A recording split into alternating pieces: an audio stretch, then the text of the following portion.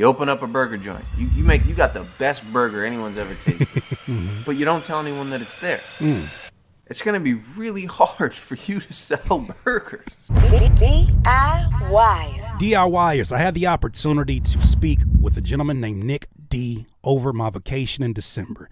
Nick D is a very successful independent artist. He has found success not only within the streaming world, but also within social media. He's had super viral videos, multiple viral videos that have been on TikTok because he's figured out how to promote his music and not just make it about the music. Now, the first time I saw an interview was the one that he had with Kyle Beats, and there's a lot of phenomenal information. However, there's a lot of things in there that I just kind of was scratching my head about. I think he even said something along the lines of, I am more a businessman than I am an artist. And when I heard that at first, I was like, And as I started to get more information, as I asked him directly, then I got a whole nother perspective. Then I got his book.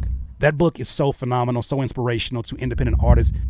Don't even think twice about it. I think it's like $27. Check it out. I'll probably even leave the link down here in the description. With that said, he released a video recently on his YouTube channel in which the title of it is Making Good Music Enough? Is making good music enough? Let's talk about it. But first, for those that don't know me, my name is Nick. I'm an independent artist with give or take 4 million monthly listeners on Spotify. And I just like to chat about growing as an artist. And as always, I wrote a book. And if you care about that sort of thing, the link will be in the description.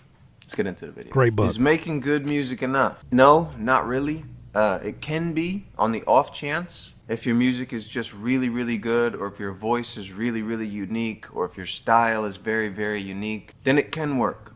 But it's much more difficult, right? Because there are a lot of artists far more talented than I am. And I'm not saying that I don't think I'm dope. It's just I am not ignorant to the fact there are people out there far more talented than I am, far better singers. And unfortunately, a lot of those people will never make a living making music. And that could be, right, that a lot of like really, really talented, creative people aren't usually the best business minds. Because they just love to create. First bomb of the night. There's a lot of truth in that. And I think that's something that I found, especially in hip hop, man. I can't tell you how many shows that I've been at, and a rapper that I've never met that has no music on them, has no website, has an Instagram with no motion, no action, comes to me and tells me, Curtis King, I know who you are.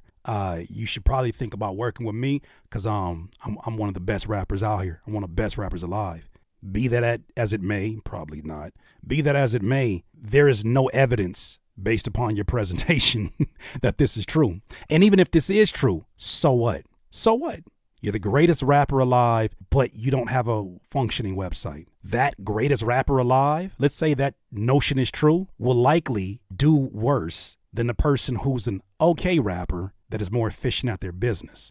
The unfair advantage that talented artists, talented rappers have are the ones who are able to get their business to at least a solid level where they're dotting their I's and they're crossing their T's. And they create some really great stuff. But without the business aspect, right, without thinking, kind of operating like a business would, it's really hard to get people to come across your creations. If you just love to create and you're really good at it, that's not enough, right? It's not enough. Because people have to know that it's there in order to listen to it. Hello. In order to consume what you create. If you think about it like this, I don't know if I've spoke about it in the past. Let's imagine you got a burger joint, right? You got the best burger anyone's ever tasted. Anyone who's ever tasted your burger has said it's the best burger that they've ever had. You open up a burger joint, but you don't tell anyone that it's there. It's going to be really hard for you to sell burgers. Is it a lie? I love this analogy. I love this analogy because it makes it very practical for those who are still in that lost space of, oh, well, how much time should I dedicate and how much and wanting to do the bare minimum. This should be the most straightforward example of why your business is so supremely important. You are a burger stand and you don't have any kind of amplification or any kind of messaging or campaigning or any kind of marketing, any kind of advertisement that represents your marketing plan to let people know, hey, I exist. I'm over here. I'm dope. All you're banking on is as long as I go off, as long as I go viral, as long as I just get that one song, oh man, it's just going to change my life. You could very well go viral. You could very well get all that motion that you've been going after just to find out, damn, I have nothing to sell these people. You know, it doesn't matter how good your burgers are if no one knows that it's there. No one's gonna eat them. So you gotta have either yourself switching into a mindset of how do I run my business properly, Hello. or you have to put a team in place to do that stuff for you. If you're really self-aware and you know that, hey, I'm not the kind of artist that's gonna promote my music and try to make this a living, but you want to make a living making music, then you have to put someone or a team in place to do that side for you.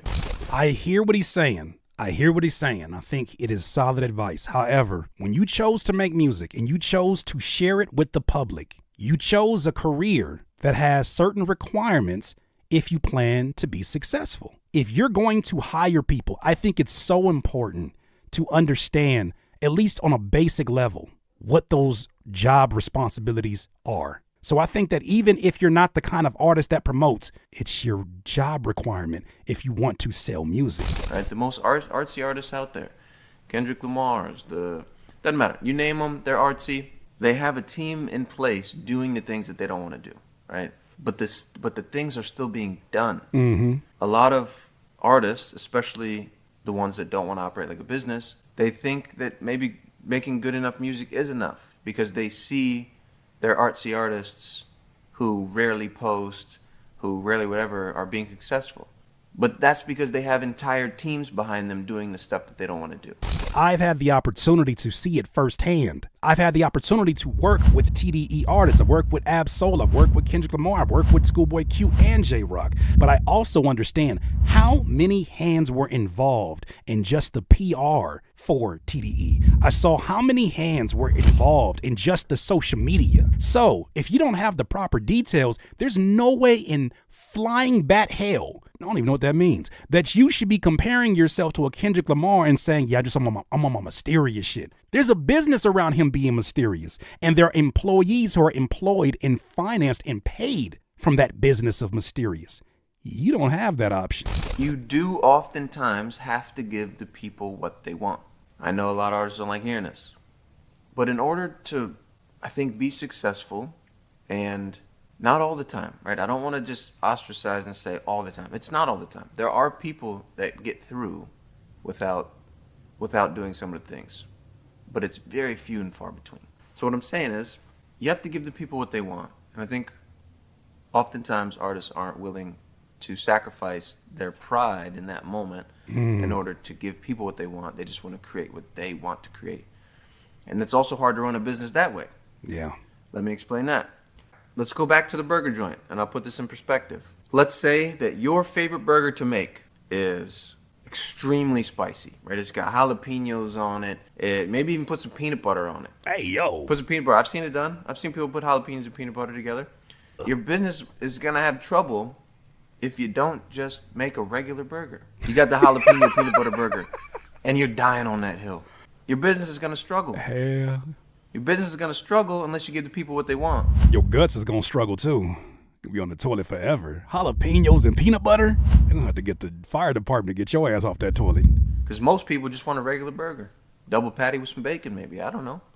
Right? You got to give them what they want. There's not a lot of people that I know that are going to eat a jalapeno peanut butter burger every day. So that's what I mean about giving the people what they want. In order to run a successful business, you have to pay attention to the interest of your clients.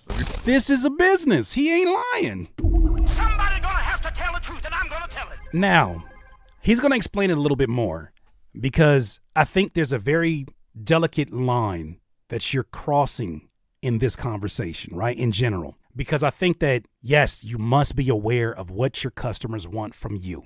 If your customers are telling you, hey, your listeners are telling you, hey, give us these bars, but you decide, nah, I'm in my pop era. Forget y'all, I'm trying to go get some other fans. You must be prepared for them to abandon ship. That may not be the best business decision, but in the name of your art, hey, it's your art form. It's your career. Do what you feel you must.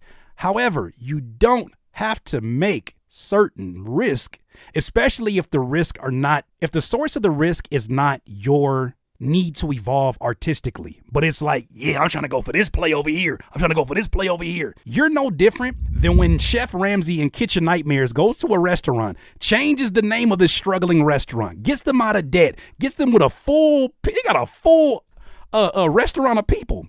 And then the owner's like, 2 months later, as Chef Ramsay went back to the restaurant, they changed everything back to what it was before. And now they're struggling for business. That ribeye steak was selling. It was crazy, bro. He was getting out of debt real quick, but I was like, nah, man, the nostalgia in me wanted to bring back the peanut butter and jalapeno sandwich. Consumers, whatever you want to call it, whatever it may be. You have to focus on what do they like? What do they want? And I know that's troublesome for a lot of artists because they want to create they want to have the freedom to create whatever they want to create. And I understand that. I do. Real quick, I want to touch on something. I was editing the video, but I want to touch on this because I feel it's important. When I was talking about giving the people what they want, I do want to emphasize that once you get to a certain place, that you have fans or people that support you, they will then like what you put out just because it's something that you put out. They'll like. Come on, Nick D. I'm so glad. I am so glad that he made this insert in the video because I'm not going to lie to you. When I was first watching this, not that he was losing me, but I kind of had more questions that I wish I could have asked him directly in this moment. Like, give the people what they want. I think part of the problem with the direction that hip hop has gone in is that it's become too listener centric. It's become too much of a slave to the demands of people who don't make music. Don't let your music become a vehicle for people pleasing. Somebody gonna have to tell the truth. Shout out to Inspired to Write. I got that from her. Like what you make just because you made it. The part of like paying attention to what people are interested in, you kind of only have to do that for so long. And then you have people who care about you. They'll just like what you create because you created it. It's kind of like your mom, Your mom likes everything you make, but that's to be expected. She's your mom, right? But it comes like down like that with your fans too. Not my mama. She don't like when I be cussing.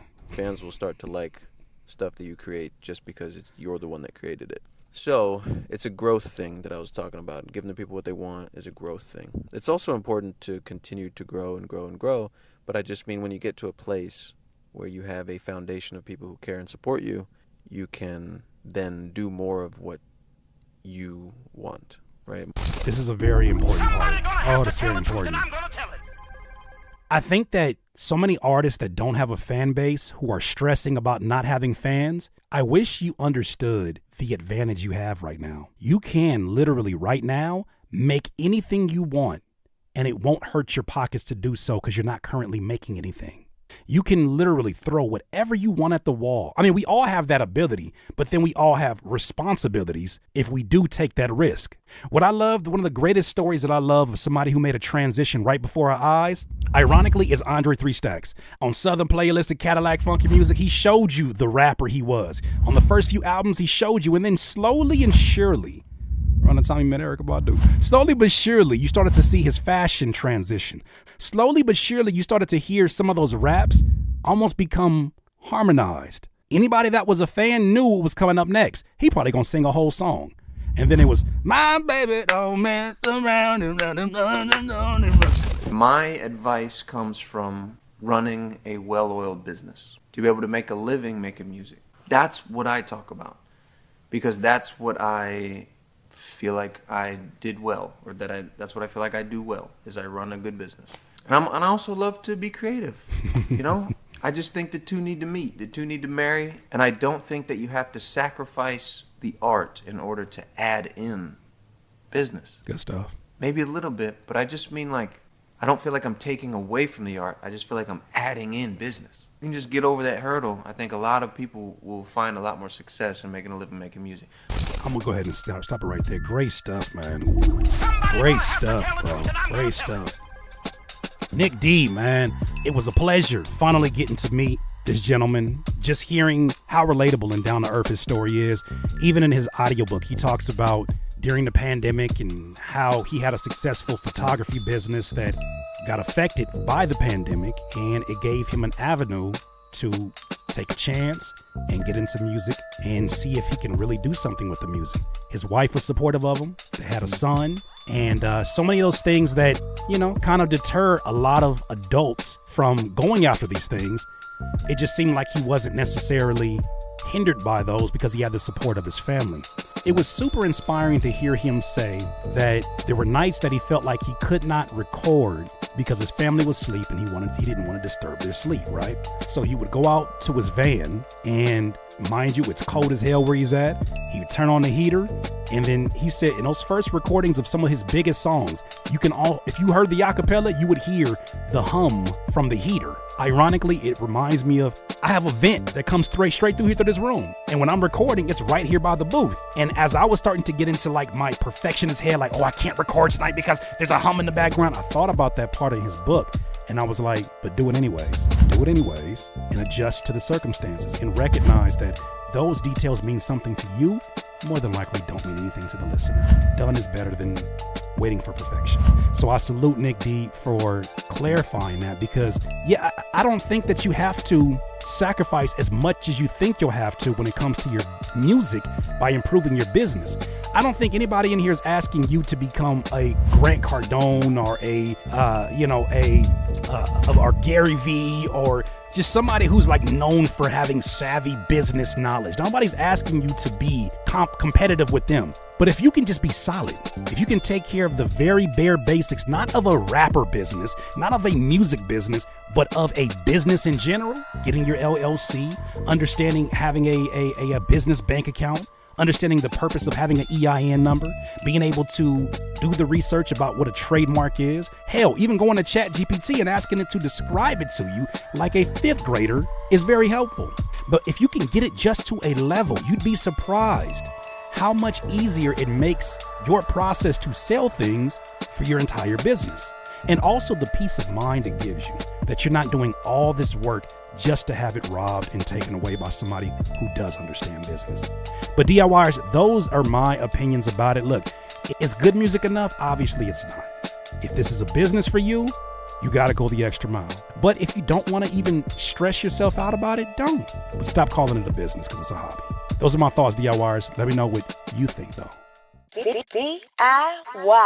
DIYers, if you enjoyed this content, make sure that you hit the like button and maybe even consider subscribing. Come on, man. Stop being greedy. Peace.